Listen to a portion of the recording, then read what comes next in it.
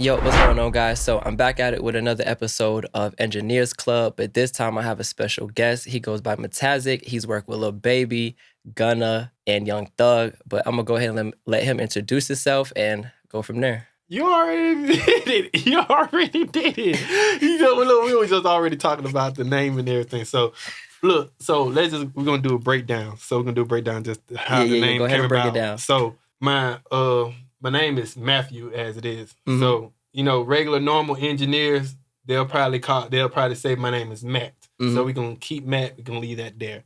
So we got we got the word fantastic. Fantastic, right? Yep. So we're going to take this fan, we just going to throw that fan out. We're going to keep this tastic, we're going to put that mat together, and we forgot, we're going to change that. The S to a Z.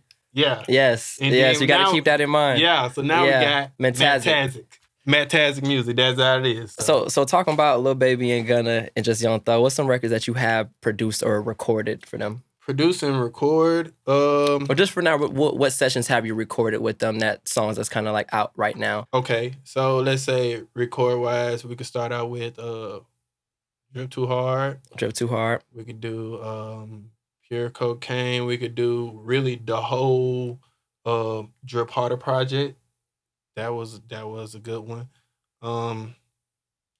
Yeah, really a lot of songs. Been in the session, yeah, for sure. So, I've been watching you since before I even content created. I've been, I saw you making beats on Twitch. What? You know what I'm saying? I see you like in the early stages. Streaming GTA. So, I was in GTA, so we were kind of in that same world at a time. So I've been definitely seeing you around. You had a whole cross character. paths. You had a whole character in there and everything? Yeah, I had a whole character in 4PL. What? Yeah.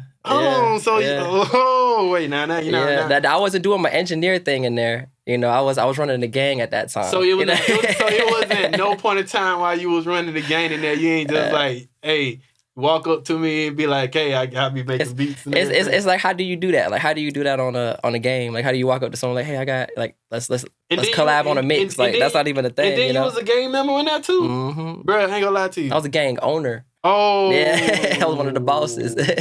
You were mixing in GTA though, like where you were doing tracks in GTA, right? You were kind of mixing records for rappers and then putting it back in GTA. Well, with the 4PF RP at the time, I was working with a few artists that was in the city that was actually made a name themselves as like AI characters. Okay. Or AI artists. Yeah, I know what you're saying. I know what you're saying. Mm-hmm. At this time when it was kind of like blowing up a little bit, there was like 3 characters I was into making music for. Made like diss tracks and everything with artists in the city and everything, and they all came to me and I just ended up mixing their songs and everything. Yeah, so that being said, guys, I wasn't the first person to do this GTA studio stuff. Everybody be asking me, how do you do it? What are you doing?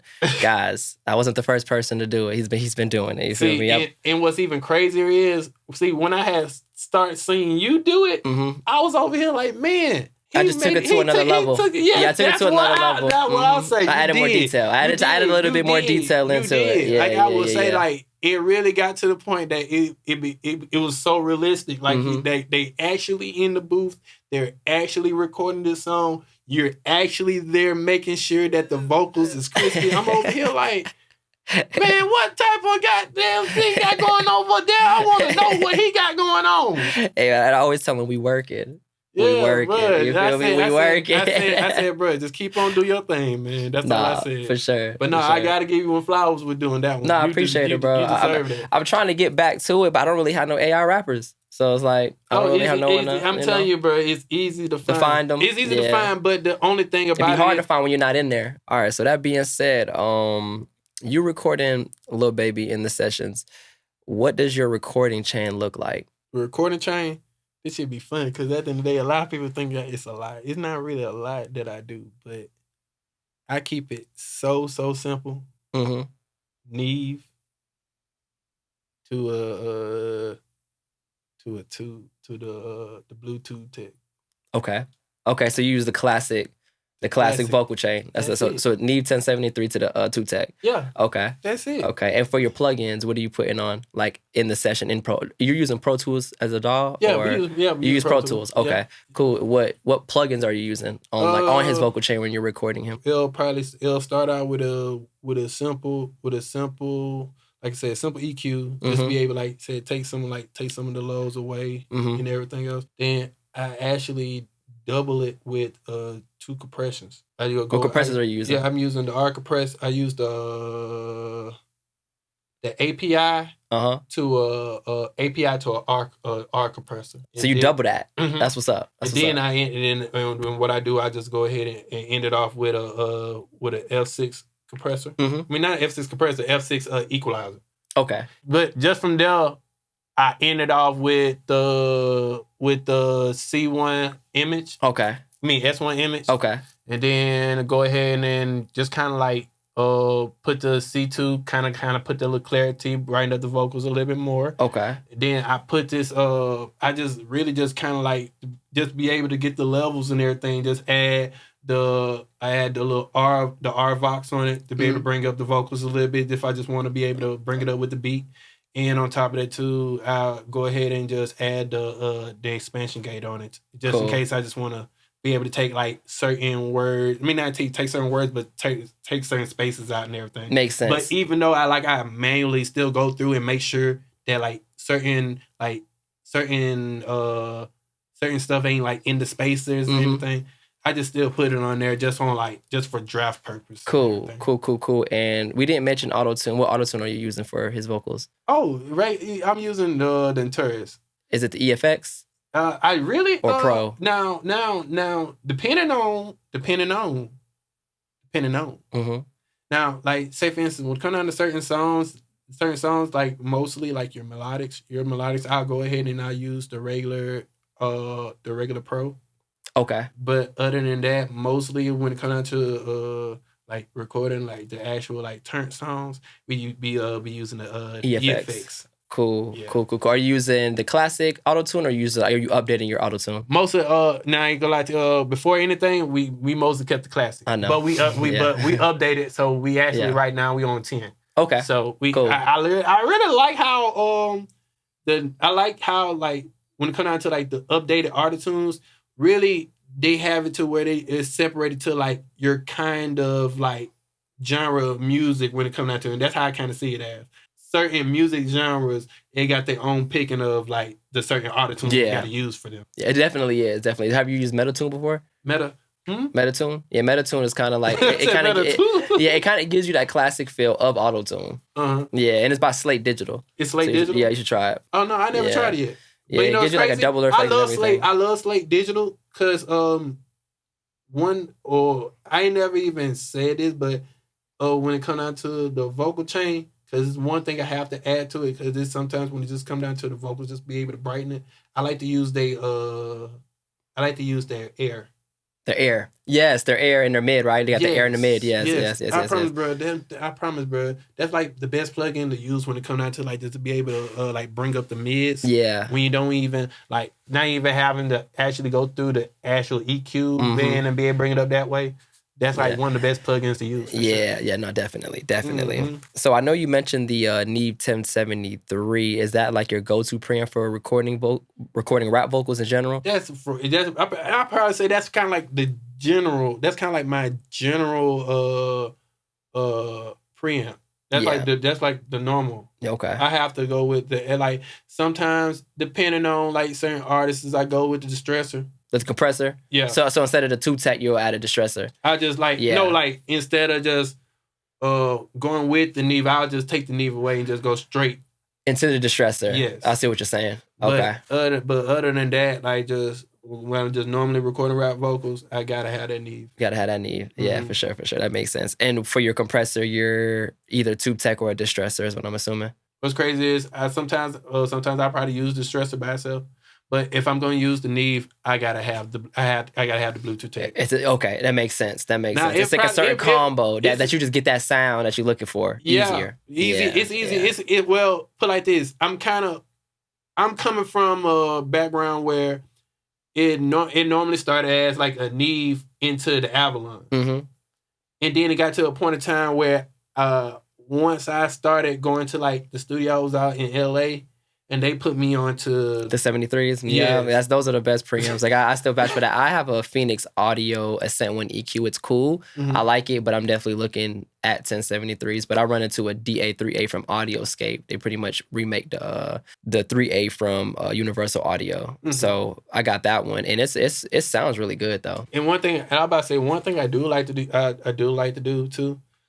I like to like kind of go back and forth between using the digital version and the analog version. Oh yeah. Yeah. How do you feel about that? Do you think that the compressors sound different? It does. It does sound different when it comes. Like it feel like you could hear the warmth in the voice when it come down to the analog version compared to getting it from the digital version. Yeah, I feel like in digital you get more brightness, right? Right. Yes. That's, it's really no like debating it. You're gonna get more brightness out of the digital. You can't win or lose for real. Like, it's whatever you're looking for. It's just whatever you're looking for So I'm happy you said that. So sometimes you might have an artist and you're like, I don't even need this analog compressor. I'm just going to use this digital one because it's giving me that sound that I'm looking for his but vocals. I do tell people at the end of the day when it come down to like you're picking if you want to go analog or you want to go digital, go for what you're comfortable with. But then on top of that too, you got to think about it as, like I said, if you're going to be the type of engineer that's going to be like mobile, going around, then just go ahead and keep it digital. Bro, now, I'm so happy you said that, I'm gonna tell anybody, bro, just go ahead and keep it digital. Digital, bro. I don't have it's no problem with having a rack that you can be able to take with you and everything else. But I only would do that unless if like, okay, I'm finna definitely be somewhere for like a long time. You're going to be sitting down for a minute, but if you're flip-flopping, it doesn't make sense. And I'm happy you said that, though, because I got into hybrid mixing. By hybrid mixing, you can kind of, instead of recording in with the vocals, you can pretty much mix with your analog gear. So I got into that. Yeah, I got into it, and I loved it. But then when I realized, like, I sometimes would do, kind of like what they do when it come down to... like mastering. When it comes down to mastering, So I was doing it with mixing. So I was running, like, instead of me using what is it, the 3A, the CLA 3A? Yeah. I was using a DA 3A on my compressor, and bro, it sounds great. Okay. But what it is it's the revisions. Like if someone be like, hey, can you turn my vocals up? Now I got to turn his vocals up and then go back to the compressor and dial in the same settings. Okay. So it's never fun. So when you say you got to travel, you would have the client gonna have to wait for you to get back all the way to your studio so you can make that change. So you maybe do any changes and everything, and make sure that it's like it sounds just as it was before you had love. You got to take pictures of your stuff to make sure that you remember the settings. You got to put it. It's crazy. So yeah, I say, bro, like I'm in the hybrid mix and I do it, but sometimes I get into just straight printing it, just print it out and make sure I don't have to go back to it. But then that's something I would definitely say that I got to catch back on. Because that's like when it came down to printing, because a lot of people wouldn't even like, or a lot of engineers wouldn't think about printing for real. Yeah. Or when it come down to, like I said, in the actual rap game, they wouldn't ever think about printing, or wouldn't ever think about just like actually just like keeping the old takes and the old data. Yeah. Just in case. Yeah. Like certain things like that, those are like that's necessary. That, you have to know, like etiquette. No, for sure. Like for real, like no, for sure. So when you're recording vocals like Young Thug and Gunna, what microphone are you using? It known to be the Sony C800. Okay. It got to be that. Yeah, that's what's up. That's the go-to microphone for everybody. I use the Telefunken 251 in another studio. Normal studio, like the normal studio that I know for sure that I've seen. It's the Sony C800. They all have it. You have to have it, bro. For rap vocals, like for those vocals. So they probably was gonna come there if they ain't had it. If they ain't had it. Oh, so even the industry artists, they're asking for this microphone. Like you got certain artists that actually go to the studios, or in this case, like when it come down to me, for instance, when the engineer, or the engineer, when they ask you, what type of mic you be, sometimes certain artists don't even know about the mic or anything, but at the end of the day, it's good to actually like put them down, and that's why I like when it came down to Baby. Like Baby really wanted to know about what's going on. Really just like to know about when it come down to, like I said, when it knowing like compressions and everything. Yeah, knowing out the mics and everything else, because it's gonna get to a point in time, like I said, it probably not gonna be around, but he'll be able to know what he want. When you're not around him. That's what's up. And you recorded Hey, right? Mm-hmm. What microphone did you use for that particular song? Was it the Sony C800? When it came out to recording, it was not the it wasn't the Sony, it was the Warm U87. The Warm Audio? Yes. U87. Yes. That's what's up, bro. That kind of you just hit a curveball. I will say this. The first part of the song before the hook was done with a Sony 800. Okay. When it came down, when we got back into it, we wanted to go ahead and do the hook into the verse and everything else. Everything else was done through the Warm U87. So you used 2 different microphones on that track. It was done with 2 different microphones, just to think about it. So that kind of lets you guys know that the Warm Audio U87 can kind of compete with the Sony C800. Man, because you don't hear the difference. Now I'm gonna go back and go listen and just try to hear. So you say from the hook it was the Sony C800, and then the verses pretty much was the Warm Audio. It was the Sony. It was the Sony for the verses. Okay. Hook is the Warm. The Warm. Cool. I'm gonna listen to that. I'm gonna listen to that. Yeah, but I ain't gonna lie to you. Shout out to Tilly. Shout out to Tilly on the mixing on this one. Mm-hmm. When come out to it, and I would tell you this, man, we probably recorded at so many studios with the last album. That, I mean, not the one that just dropped, but the one before that. But it's Only Me, bro. I'm gonna tell you like it is, boy. Tilly be mixing it to the point where you can't even compare the difference. That's what's up, bro. Is he the main mixing engineer for Lil Baby? Yeah, he's one of the main mixing engineers. Okay. Yeah, he's one of the main mixing engineers, but he's normally the one that actually mix most of Baby songs. All right, so I know with you being in the industry and working with like bigger artists, I know, artists kind of like record fast and you have to be fast. You have to kind of like learn the artist really quick. Is it any advice that you could give to like a recording engineer that's trying to work with bigger artists? Because, it could be demanding. I would tell you like it is, kind of like be patient. One, don't go ahead and like jump in the fire, because that would happen to me. I had to jump in the fire. Yeah. But overall, like when it come down to recording like big artists, is like it's a blessing, but it can be a curse too. But it can be a curse too at the same time. Yeah. The only curse about it is only because, like I said, you got to think about, like, you got to make sure that you stand on your P's and Q's. You got to make sure that you got to make sure you at the top of your game, and make sure that no one else is better than, that's better than that's better at your spot. You know what I mean? Yes, because they'll be quick. So as soon as they go to another studio and say, oh, he's working a little bit quicker, or he's understanding my language a little bit more, I'm gonna go to him. But I'm gonna tell you like it is, at the end of the day, you like I said, you find somebody that you lock in with, and you just lock in with them. You grow with them. You grow with them. You be able to learn. You be able to learn more about, like I said, y'all both gonna be able to learn together. Like I said, just the ins and outs of the music industry and everything. So as an upcoming recording engineer, don't go for the big names right now. Go learn with local artists that you can kind of come up with. That's what I'm saying.